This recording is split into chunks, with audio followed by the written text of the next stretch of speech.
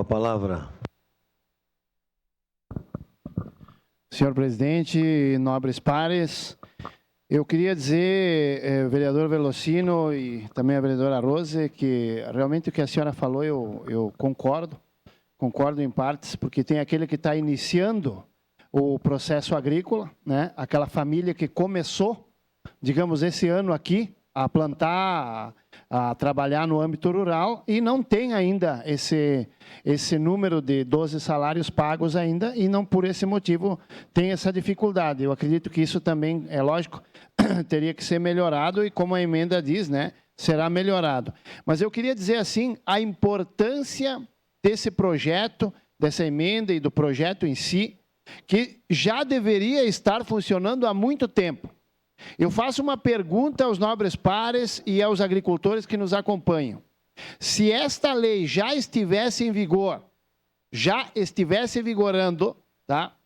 Sabendo eu que pela última informação que eu tive, mais de 168 açudes estão na lista de espera, que os produtores precisariam fazer esses açudes e por esse motivo tem a necessidade do uso dessas máquinas e desse apoio por parte do Executivo.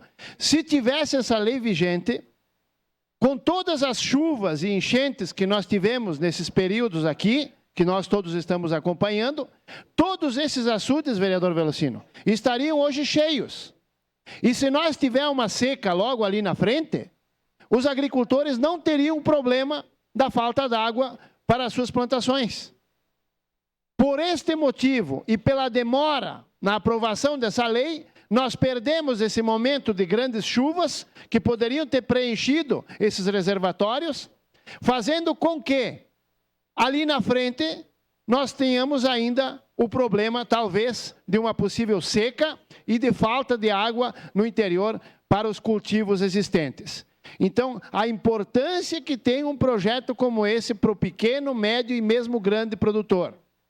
Que hoje um dos maiores problemas é justamente a questão dos açudes, que envolve também o meio ambiente, não é só a questão também de máquinas, né? Uma parte. Mas que deveria ter um consenso comum por parte do Executivo para que essas obras de vital importância sejam feitas e que o agricultor ali na frente, numa possível seca, não tenha que ficar sem água para os seus animais e para a sua cultivação. Então, votarei sim à emenda e ao projeto. Obrigado, senhor presidente.